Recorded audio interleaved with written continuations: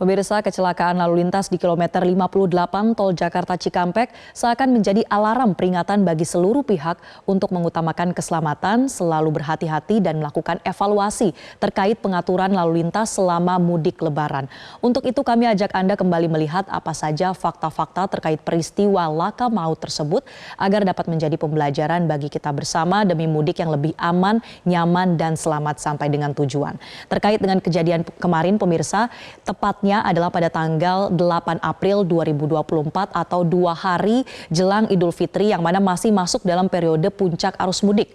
Kejadian terjadi sekitar pukul 7 pagi waktu Indonesia Barat. Untuk titik lokasi persisnya adalah di kilometer 58+600 Tol Jakarta Cikampek yang mengarah ke arah Jakarta. Kemudian akibat peristiwa ini terdapat 12 korban tewas dan informasi terkini pemirsa atau sampai dengan saat ini 12 korban tewas ini adalah pengendara dan juga seluruh penumpang dari mobil pribadi yakni kendaraan Daihatsu Grand Max. Kemudian ada pula 2 korban luka akibat kecelakaan ini pemirsa. Kedua korban ini satu diantaranya adalah kernet bus dan satu lainnya adalah penumpang bus. Dan dalam kecelakaan ini yang terlibat adalah 3 unit kendaraan, 2 diantaranya adalah kendaraan pribadi dan 1 lainnya adalah kendaraan bus. Kita akan lihat bersama pemirsa seperti apa sebetulnya kronologi kejadian yang menewaskan 12 orang ini melalui video ilustrasi berikut ini. Jadi yang pertama pemirsa kita lihat bahwa mobil yang berwarna putih ini merupakan kendaraan Daihatsu Grand Max yang sedang melintas di jalur kontraflow. Ini adalah jalur kontraflow dari arah Jakarta menuju ke arah Cikampek. Kemudian dilaporkan bahwa pengemudi ini memang mengalami ada kendala. Ada yang mengatakan pengemudi mengantuk, ada pula yang mengatakan ini terjadi ada sebuah kendala pada kendaraan. Tapi sampai sejauh ini pihak kepolisian masih terus melakukan investigasi apa sebetulnya yang menyebabkan mobil Grand Max ini harus memotong jalur utama atau jalur yang dilewati oleh kendaraan dari arah sebaliknya, yakni dari Cikampek menuju ke Jakarta. Jadi ia harus memotong jalur atau menyeberangi arus kendaraan sebaliknya sehingga pada saat itu ada bus yang sedang melaju ke arah Jakarta. Kemudian tidak sempat atau tidak mampu lagi untuk menghindari adanya pergerakan dari mobil Grand Max ini sehingga ketabrakan pun, kecelakaan pun terjadi menyebabkan kebakaran terlebih dahulu. Dan selain itu pemirsa ada pula 1 unit kendaraan mobil pribadi yakni Daihatsu Terios informasinya.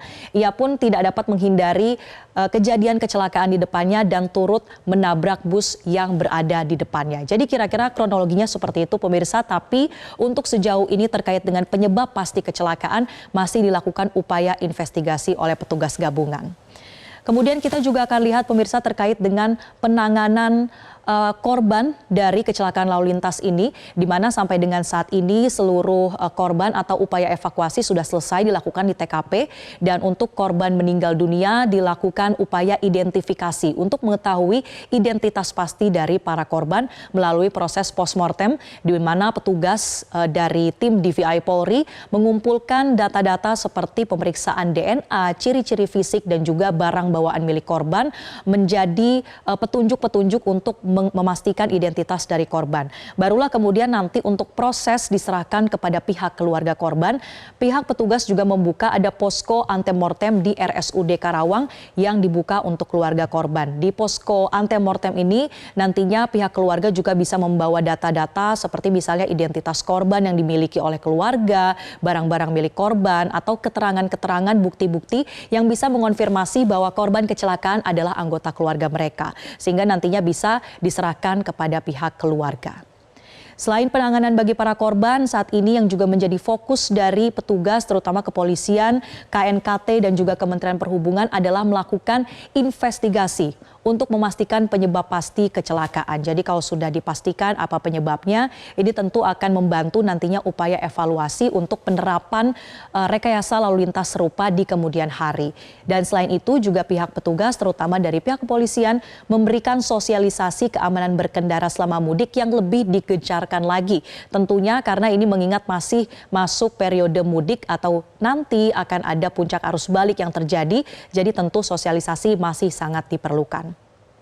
Dan pemirsa, kita juga akan lihat terkait dengan apa upaya evaluasi yang sudah dilakukan sejauh ini terkait dengan rekayasa lalu lintas kontraflow. Jadi untuk kontraflow itu sendiri kemarin setelah kejadian sempat dihentikan selama proses evakuasi. Inilah yang kemudian menyebabkan sempat terjadinya kepadatan kendaraan khususnya di tol Japek tujuan atau ke arah Jakarta.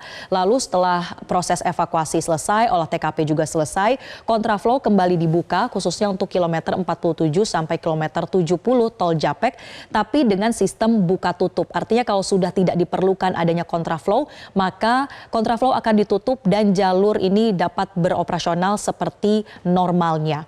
Dan saat ini pihak Korlantas Polri pun terus melakukan evaluasi terkait dengan kontraflow. Seperti tadi sekitar pukul 11 kita saksikan keterangan dari Kakor Lantas Polri Irjen Pol Aan Suhanan mengatakan bahwa terkait dengan evaluasi ini sudah dimintai pendapat dari sejumlah ahli dan nantinya akan tetap dilakukan atau diterapkan di musim arus balik, tapi dengan peningkatan keamanannya seperti ada safety car atau kendaraan yang mengawal dari pihak kepolisian untuk memastikan supaya tidak ada kendaraan dari arus kontraflow yang melanggar batas-batas berkendaranya.